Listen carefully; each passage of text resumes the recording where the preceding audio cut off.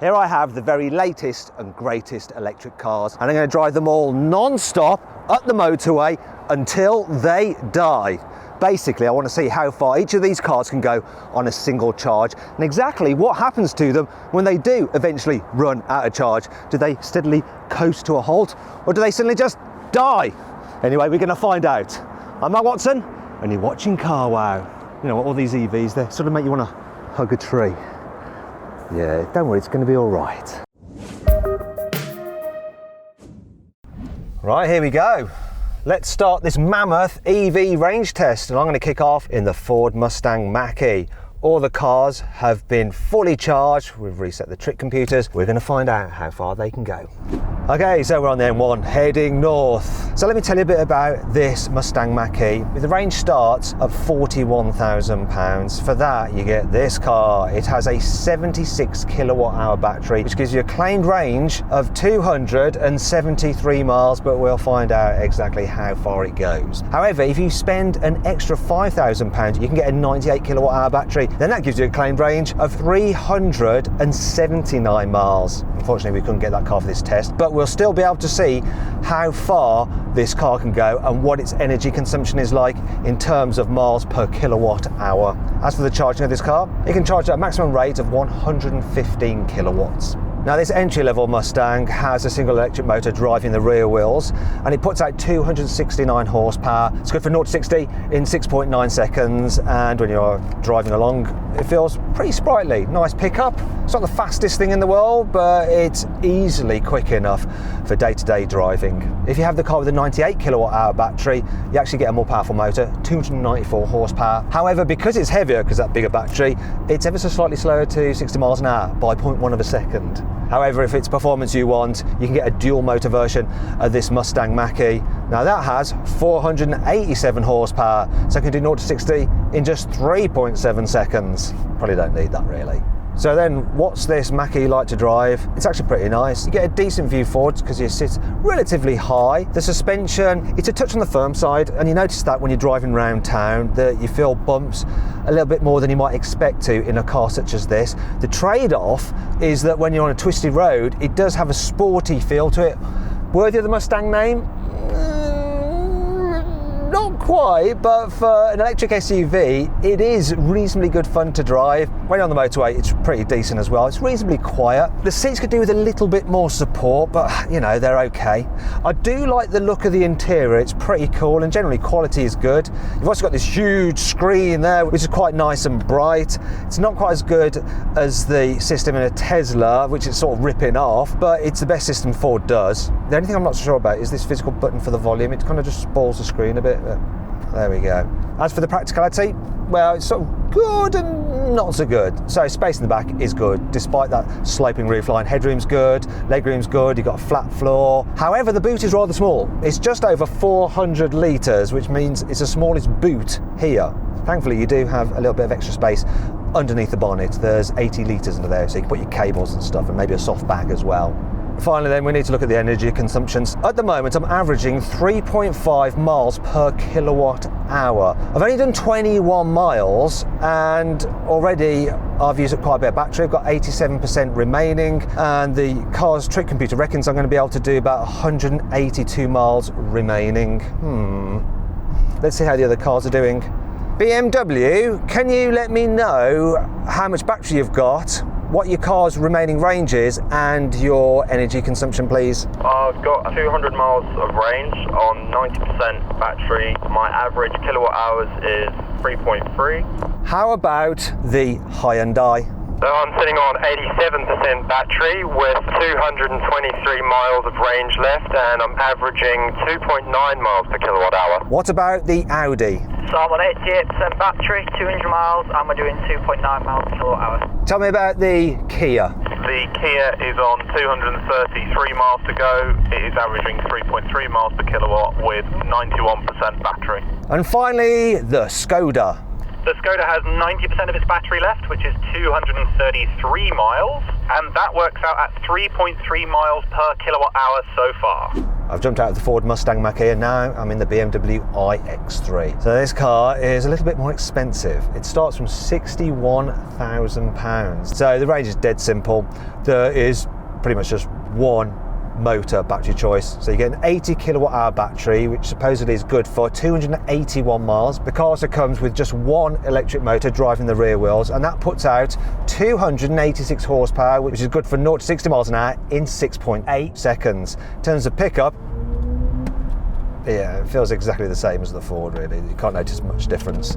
Though this makes a slightly spooky sound when you accelerate. Can you hear that? It's because the noises on this car have been composed by Hans Zimmer, so they're all a bit futuristic. It's not worth the extra money you have to pay for this car though, over the Ford for these noises, although I do quite like them. So what does this Ix3 feel like to drive? Well, it feels like a normal X3, though not quite as good, and the reason for that is that it's heavier because you've got the batteries. So apart from the pickup and the relative silence, it's just a little bit firmer over bumps. Because it's heavier, this car, they've had to fit slightly stiffer suspension. I do think it's a bit better over bumps than the Ford Mustang Mach-E, and in terms of sportiness, it's pretty similar really. It's relatively quiet in here, probably a little bit quieter than in the Ford. You don't get much road noise, but what you do get is a little bit of wind noise from around the pillars there. Probably noticing that because there isn't a diesel engine chugging away into the bonnet, which is what I'm normally used to in a BMW X3. One of the problems with this car though is that while all the other cars in this test are bespoke electric cars, this is an adapted chassis. So obviously you get the X3 with a diesel or a petrol engine, and in this one they've just stuck in an electric motor and some batteries, so it's a bit of a compromise. What's not a compromise though is the interior quality. It's a definite step up over the Ford, though I'm not sure I think the design is any better, though I'm partial to the two-tone interior with the beigey bits. I do like BMW seats, lots of adjustment and enough support. If a little bit on the firm side, but I like it slightly firm. The tech works well, but it doesn't have the wow factor of that big screen in the Ford Mustang Mach-E. Does it feel £20,000 more expensive in here? Not gonna lie, I don't think it quite does, but you may want to pay the extra for a BMW badge than you do a Ford badge. Actually, it's a Mustang badge, isn't it? It's a horse, or is it a pony? It's a Mustang. In terms of the practicality, it's a little bit bigger in here than the Ford Mustang, a bit more room in the back seats, though there is a hump in the floor, and that's partly because of that adaptive chassis. It's not completely flat like in the back of the Ford Mustang Mach-E. Still a bit more roomy, and visibility I think is better than that Ford. So too is the boot capacity. You've got 510 litres of space, which is pretty good. However, there is no space underneath the bonnet, which is a bit annoying. I'll tell you what else is annoying. The design. It's a little bit old now, isn't it, the X3? It just doesn't look as cool as the Ford, or the Kia, or the Hyundai, or the Audi, and probably not even the Enyaq either. Oh dear. Do you know what? Even though this car uses a converted internal combustion engine platform, it does feel more sophisticated in the way it drives compared to that Ford. Not quite as sophisticated as the normal X3, but better than the Ford still. I suppose that's where some of your money's gone. Alright, so we've been driving for 50 miles and it's got about 75% battery remaining and 193 miles of range. It's averaging 3.5 miles per kilowatt hour. Can you give me how much range your Ford has left, please? I've got 76% of my battery left, and that gives me 169 miles of range, averaging 3.9 miles per kilowatt hour. I think that Ford might have to duck out first. To be fair, it does have a lower range than all the cars here because it's the entry-level version. Unfortunately, that was the only Mustang Mach-E we could get for this test. We couldn't get the bigger battery version, but we'll still be able to see how efficient that Ford's propulsion system is. Audi, what are your stats? Right, so we're on 77% battery, 195 miles, and we're doing 3.2 miles a kilowatt hour. How about the Skoda? The Skoda has 80% of its battery left, which works out at 217 miles, and at the moment it is doing 3.5 miles per kilowatt hour. Hyundai, what are your details? So the Hyundai is currently on 76% battery with 191 miles of charge remaining, and it's averaging 3.3 miles per kilowatt hour. Finally then, the Kia. The Kia is on 82% battery, it is averaging 3.7 miles per kilowatt hour, and we have 201 miles of range left. Okay, interesting. So the cars are quite closely matched. It looks at the moment that the Skoda is going to go the furthest, but with the slightly different average consumption rates, that could change. We'll find out. I'm now in the Audi Q4, so another German vehicle. Feels a bit different to that BMW. For instance, the interior design is a little bit more modern, a bit sportier, a bit darker actually, because we haven't got the two-tone thing going on. And if I'm brutally honest, yeah, the quality isn't as good. The BMW feels more expensive. It does. There's a lot of cheaper feeling bits and pieces in here.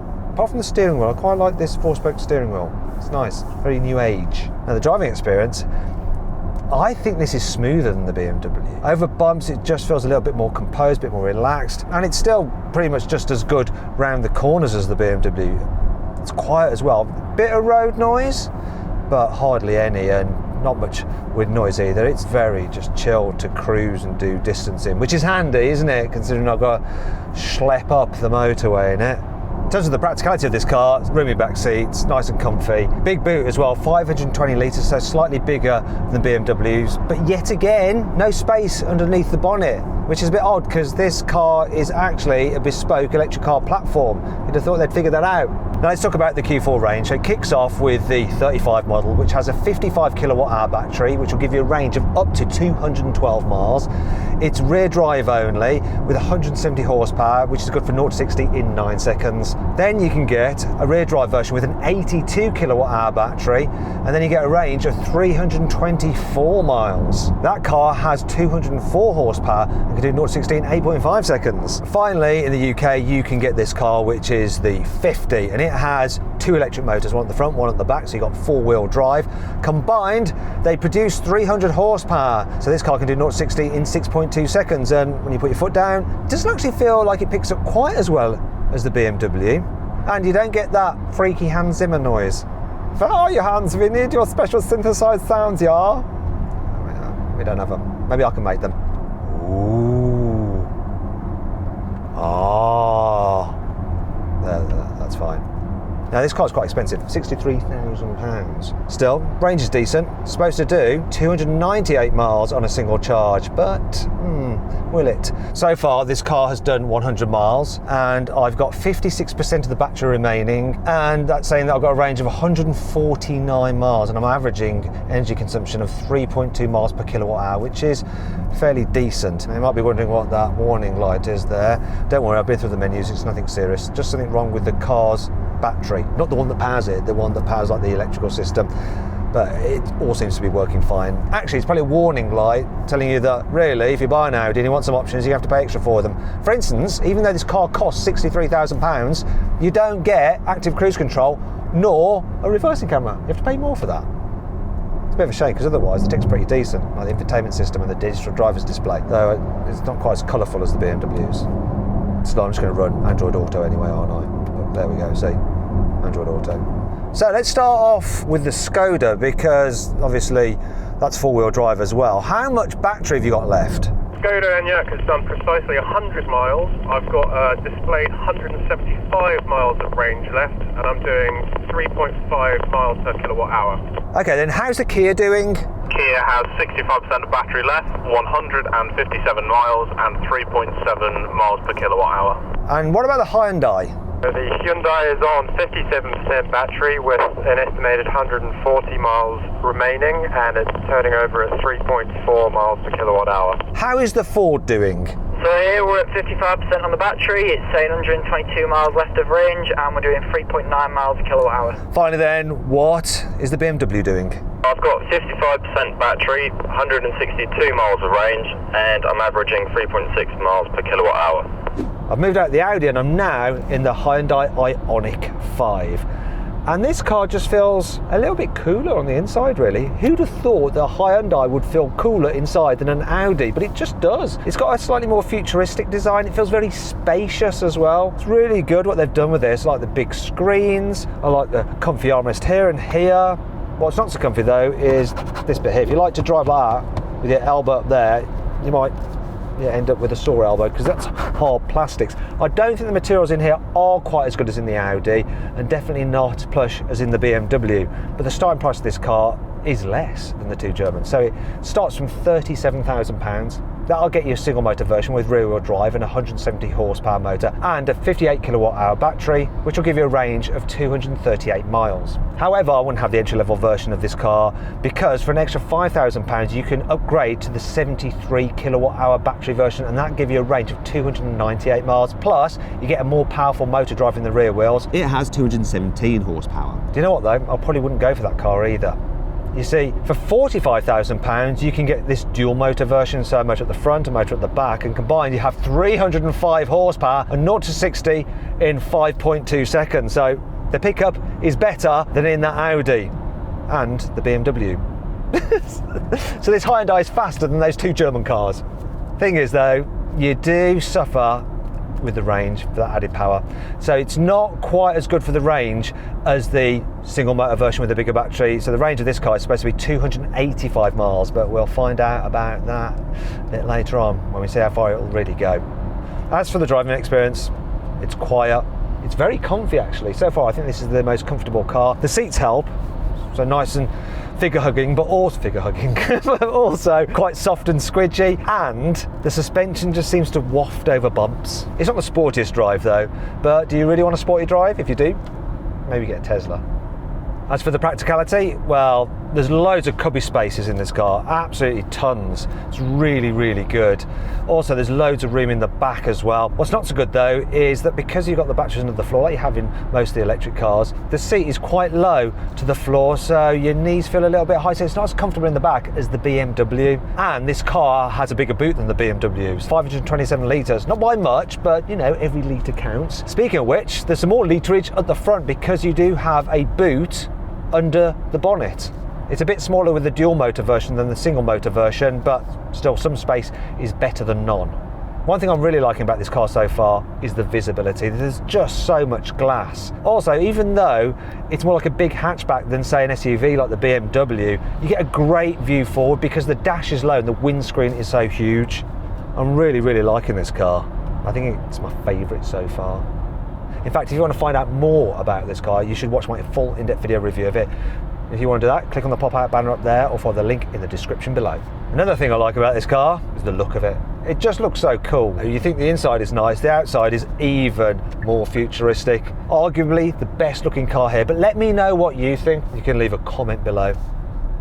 There is one thing that isn't totally brilliant about this car, and it's the efficiency. So it's saying that I'm averaging 3.4 miles per kilowatt hour, which isn't terrible, but it's not amazing either. Now I've actually got 30% of the battery remaining, and it's saying I've got 76 miles to go, and so far I've only actually done 160 miles, so we're a little bit off what Hyundai claim. Let's check with the other cars now and see what they have remaining. Ford, can you tell me how many miles you got left? Ford is currently on 29% battery capacity with an estimated 61 miles left, and I'm currently doing 3.7 miles per kilowatt hour. Oh, actually, that's more efficient than this car. It's just that it's got a smaller battery, so it's got less range. Okay, how about the Audi? I've got 28% left in the battery, 86 miles of range, and we're doing 3.3 miles a kilowatt hour. So it's got a bit more range, but the car's not quite as efficient as this one. How about the BMW? I've got just under 40% battery, 94 miles of range, and I'm still averaging 3.6 miles per kilowatt hour. Actually, the efficiency on that BMW is pretty decent. So it might not have the best claimed range, but it uses its battery pretty well. How about the Kia? How's that doing? On 43% battery left, we've got 103 miles to go on an average of 3.7 miles per kilowatt hour. Now that's insane. The Kia and the Hyundai are very similar underneath the skin, yet that Kia is just being more efficient.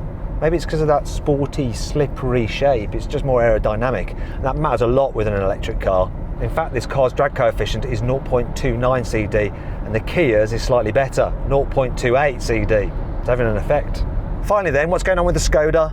The Skoda has 37% of its battery remaining, and it reckons that'll get me 112 miles. It is averaging 3.5 miles per kilowatt hour. So once again, similar system to the Audi, but it's just being more efficient, and it looks like it could go the furthest.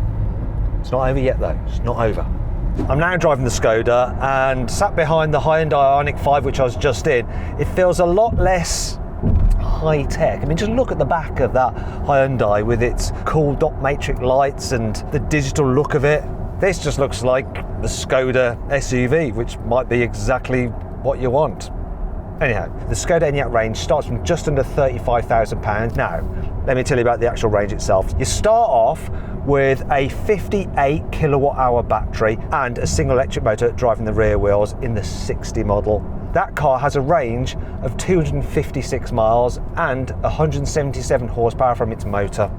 Now you can actually get a bigger battery version with 77 kilowatt hours, which will give you a range of 336 miles. Yeah, that's much better, isn't it? Also, you get a slightly more powerful motor, 201 horsepower.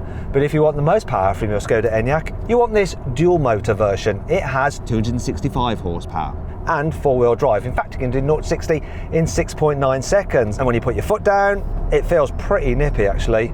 In fact, I can't tell any difference between this and the Audi. However, more power means less range. So the range of this compared to the single motor version with the bigger battery, 303 miles, so slightly less. It's also more expensive. So the single motor, bigger battery version is £39,000 and this one, £46,000. Anyone who still thinks that Skoda is a lesser brand needs to come and sit in this Enyaq. If you ask me, it doesn't feel any less expensive inside than the Audi. And also, like the Hyundai I was just in, look, we've got squidgy materials here on the top of the door, so when I rest my arm up here, my elbow is comfortable. And that's really important. It is very conventional though, this car. We do have a big screen here, but one, I'm not so keen on those this. Look at that silly little digital driver's display. And you can't get a bigger one. It's odd. I don't know why they've done that. That's the only thing that I really don't like about the interior design of this car. Other than that, it's practical, so it's roomy in the back seats. Not quite as roomy feeling as the Hyundai. The boot is bigger though. In fact, it's the biggest boot here. The capacity is 585 litres. Unfortunately, unlike the Hyundai, there is no separate boot underneath the bonnet. Do you know what? I like the way this thing drives. It doesn't feel overly firm, but it doesn't feel too soft and squidgy either. There's a very reassuring Skoda-iness about it. It doesn't handle in quite such a sporty way as the Ford Mustang, but overall I do think it's slightly more comfortable to travel in. It's quiet as well. Get a bit of tyre noise, but not really all that much, and there's pretty much no wind noise. Other than really wanting an Audi badge, I see no reason to have the Audi over this. No reason at all. Actually, another reason I'd have this over the Audi is that it seems to be more efficient. So it's averaging 3.5 miles per kilowatt hour. Could have something to do with the fact that it is more aerodynamic than the Audi. 0.26 CD compared to 0.28 for that Q4. Speaking of efficiency, let's see how much battery we've got remaining. So 26% of the battery says that will give me a range of 74 miles. What are the stats on the Ford Mustang Mach-E? It's showing 17% battery for 36 miles of range. Average is 3.7 miles per kilowatt hour, and I have the low battery signal on, so we're getting close to the end. Oh dear. It's efficient, but it's got a smaller battery than the other cars, hence it's not got that much range left, but it's done a decent job so far. Most likely it's going to be the car that leaves first. So Hyundai, how are you doing? Currently sat on 20% battery with 47 miles of range left and turning over at 3.4 miles per kilowatt hour. Oh, well, that's not so good for the efficiency. It's not much different really in remaining range to that much smaller batteried Ford. What about the Audi? What's that doing? So we're at 17% battery, 48 miles of range, and 3.2 miles kilowatt hour is what we're getting for efficiency. Really interesting. It's a very similar propulsion system to this Skoda, yet this Skoda is just more efficient. How about the BMW Ix3? Got just under 25%, 63 miles left, and I'm still averaging 3.6 kilowatt hours. Yeah, pretty good, very close to this Skoda. Finally then, what's the Kia saying? The Kia has 32% of its battery capacity left, which translates to 76 miles, and it's ticking along at 3.7 miles per kilowatt hour. I've now jumped into the Kia, and it may only be 4:15 in the afternoon, but already it's going dark.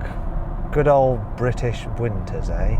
It's a nice car though, I really like the interior, especially with the ambient lighting, it looks good. In fact, I like the interior of this car better than any of the others I've driven so far. It's a really cool design. It's got the tech, it's got the style, it feels modern, feels sporty.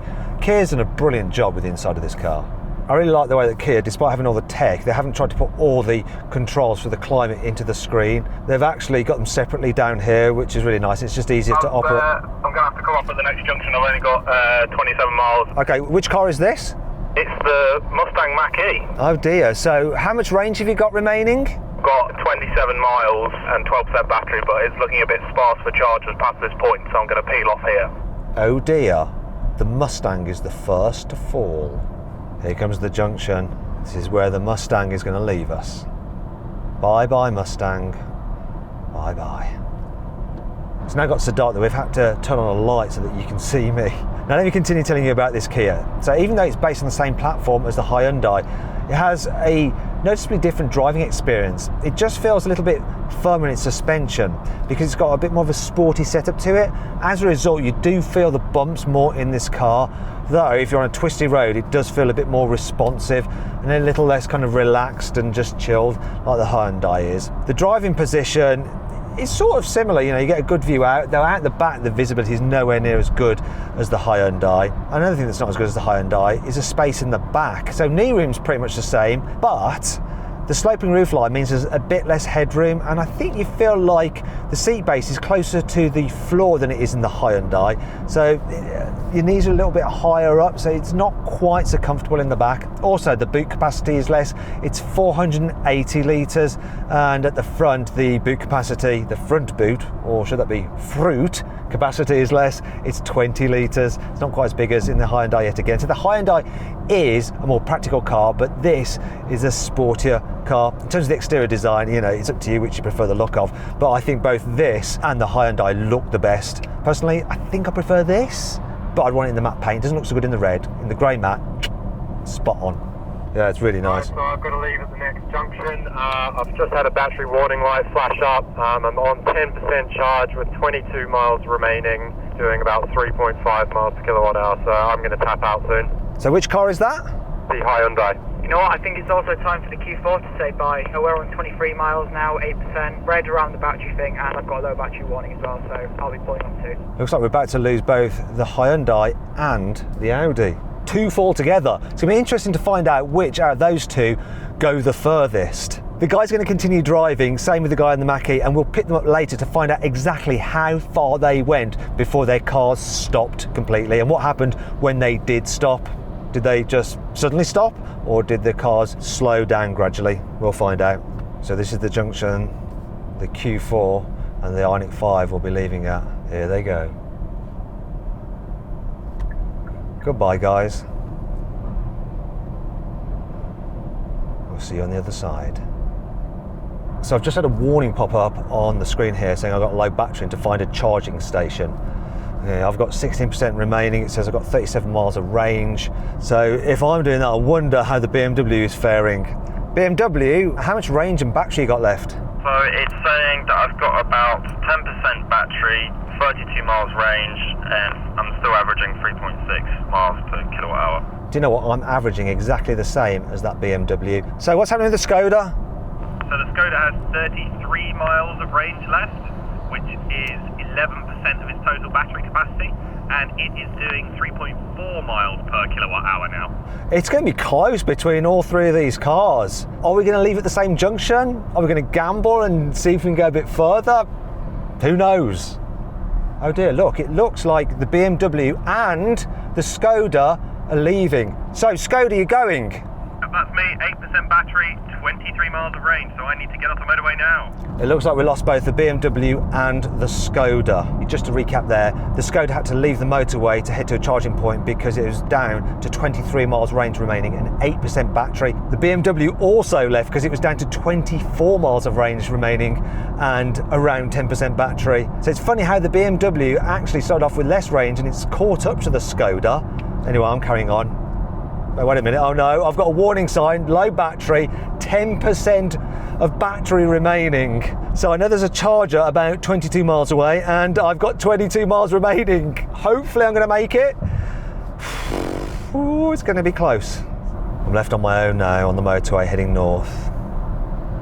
Probably a good time to finally give you the stats on this Kia. So the range starts off at £41,000. For that, you get a rear drive only car with 229 horsepower, and it has a 78 kilowatt hour battery pack, which will give you a range of 328 miles. Or you can upgrade to this one, the dual motor version, which has 325 horsepower, so you can do 0 to 60 in 5.2 seconds. And pickup is good.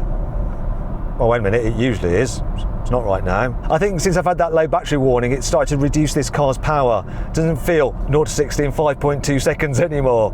That's probably for the best, because I'm trying to eke out as much distance as I can out of this thing. So the dual motor version, its range is 303 miles, though obviously we're not going to quite make that. But how close can we get? We're at 246 miles now, got 15 miles of range left. It's getting close, isn't it? In terms of the price, well, the dual motor version starts from £47,000. No, we don't need any hills. What are we going uphill? We need downhill.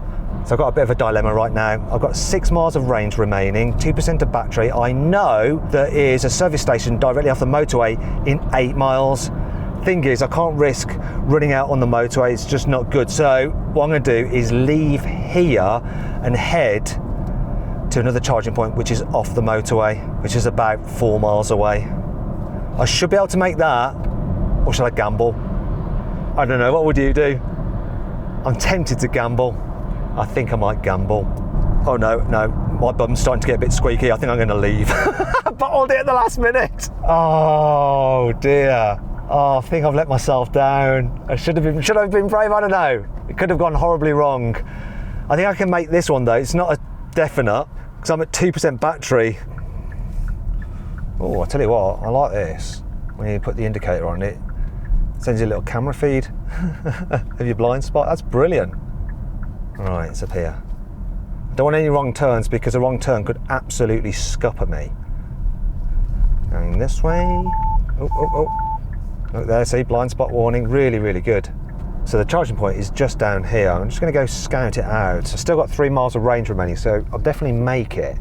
The question is though, am I going to be able to keep on driving around this location to wind out the last bit of range to see how far I can actually go? Or I'm going to have to head out onto the road again and maybe chance it and see if I can just wind off some range and eventually make it back here. Oh my God. I thought I'd been here before, and I have. The very first range test we did ages ago, I actually made it here in the Tesla Model 3. Now if you want to see that video, click on the pop-out banner up there to go watch that video. I can't believe it, I was like deja vu. This is the place, and I know exactly where the chargers are. Oh, wait a minute. I've got a horrible feeling there might just be Tesla chargers. That would be a very bad thing, because obviously I can't charge this using a Tesla supercharger. Please have some other chargers there. Please, please, please. Oh no, they weren't Tesla chargers, were they? Look, they were InstaVolts. We're on. So I've got 3 miles of range. I'm gonna have to do a bit of driving around and then come back here. And hopefully I'm not gonna misjudge that, otherwise I might not be coming back here. All right, I'm just gonna start driving around in circles for a bit. Let's see how this plays out. This is how I like to spend my evenings, most nights. Just cruising around estates, trying to run out of battery power. The trip computer is saying that I've done 260 miles and I've got 1 mile of range remaining. In theory, I should do 261 miles, but can I go further than that? We'll find out. I'm not giving up. Oh dear, we've got the tortoise symbol. The power is limited on this car. I don't want to see that. I want to see how much range I've got left. Obviously, it's less than 1 mile, it thinks, because that's all I can see. Can I clear that? I don't know. No, it's not letting me do that. Anyway, that's not going to stop me. Oh, it's a phone call. This must be our first person to drop out. Let's find out which car it is. What's it going to be? Hello, who's that? It's Jack in the Mustang Mach-E. Oh, you're the first to fall. Go on, how far have you gone? Yeah, I'm out of juice in Knaresborough. I got 228 miles after about 45 minutes on 0%. The car came to a crunching and clunking halt in a housing estate. Wheels can't move, steering wheel can't move, and I can't be pushed. so I am pretty much stuck until I get help. Oh dear. What was your car's average energy consumption though? It was 3.7 miles per kilowatt hour, so not too bad. Okay, that's actually pretty decent. Do you know what? I'm going to let you get on and find some help because I'm still going. I've got to keep driving round and round and round. So I'll speak to you later, all right? Yeah, speak to you later, Matt. All right, bye-bye. Who'll be next, eh? Who'll be next? We're basically on 0% battery, but we're still going. Oh, phone call, what's this? Who is it? Oh, it's Ryan in the Audi. Oh, hello, Ryan. How you doing? What's happened? So the Audi's dead. Oh, how far did you go? So mine's 234 miles. 234 miles. And what was the average energy consumption? 3.2 miles per kilowatt hour. Not brilliant. So what happened when it ran out? It was alright to be honest. It's let me come to a safe stop, so there's no abrupt, slamming on the brakes, anything like that. It's just basically stopped accepting throttle input. I'm still going here. Haha. I'm going to beat you. Sorry for some, innit, Matt? Sorry for some. It's fine. We'll pull up. We'll be alright. All right, Ed. Speak to you later. Take care, Matt. See you in a bit. I'm going to keep going. I reckon there's quite a bit left in this. It said I had 1 mile of range at 260 and I've done 1 mile. Should have no range left. But I seem to keep on going. This Kia is unstoppable. Right, here we go. Look, we've got another phone call. Which car is it this time? Let's find out. Hello? Hello, Matt. This is Simon in the Ioniq 5. I've run out of battery. No way. I'm in the Kia. I'm still going. So how far has it gone? So I've managed to go a total of 237 miles before I gave up the ghost, and that was with an average consumption of about 3.4 miles per kilowatt hour. Do you know, I'm absolutely beating you in this. I can't believe it. What happened when it ran out? So I've got an idea, because it should be the same kind of experience. So it was a little bit odd. It sort of, as it got closer and closer to being flat, it lost a huge amount of power to the point where it was struggling to get up to 10 miles an hour. And then when it absolutely conked out, it just rolled slowly to a standstill. But just before it stopped, it sort of launched itself into park mode, so it lurched to a stop really suddenly, which was a little bit unpleasant, to be honest. Okay, all right. Well, hopefully you're all right and you'll be able to get it moving again to get to a charge point. Is one far away? Yeah, so there's one just on the other side of the car park, about 40 metres away. So I've timed it pretty badly, really. But we can push the car. Okay, well, do you know what? The steering isn't working. You better go find someone to help you then, because I'm a little bit further up the road than you. I'll go make friends. All right, yeah. All right, I'll let you go do that. See you later. All right, see you later. So that is 3 down, 3 to go. Hope this ends soon. I'm getting really bored. Oh no, I've got someone behind me. Oh god, they're pulling off. They're going to get really annoyed with me.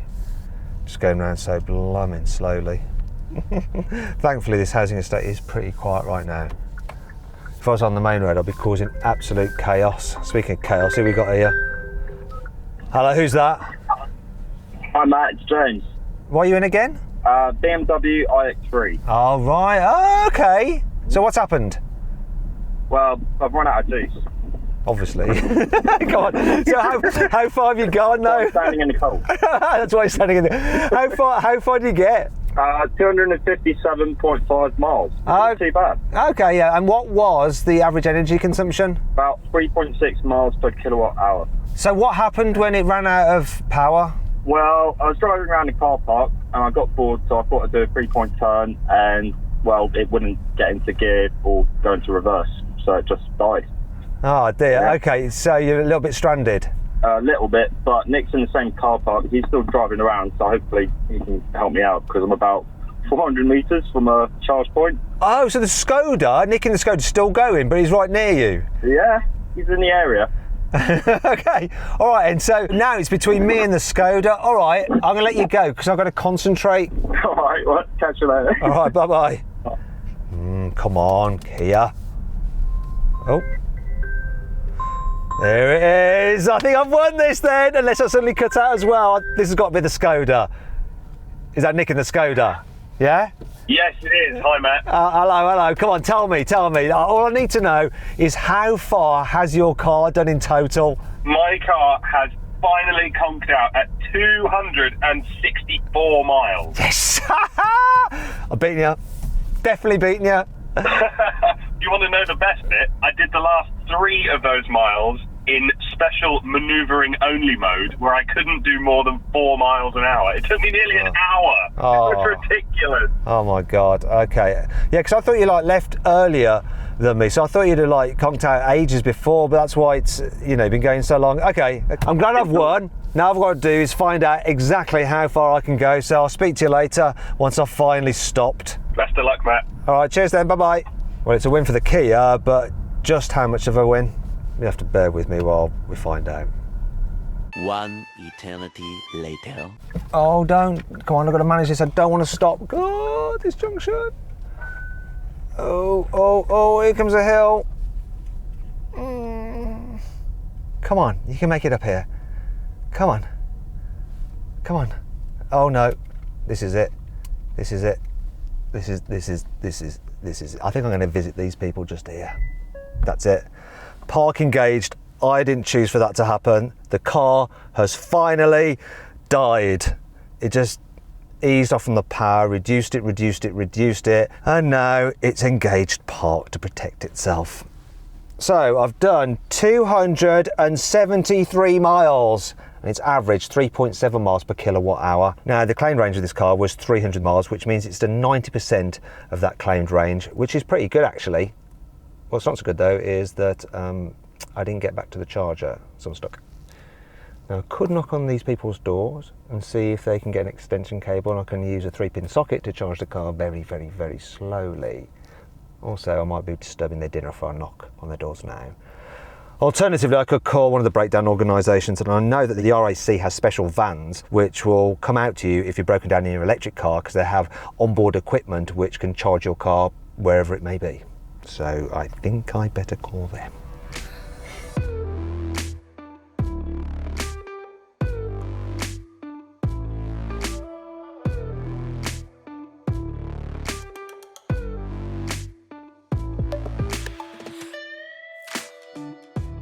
After about 20 minutes of emergency charging from the RAC's rescue van, I was able to get the Kia moving again, and I've driven a short distance to this rapid charger here, so all is well. And well done to the Kia.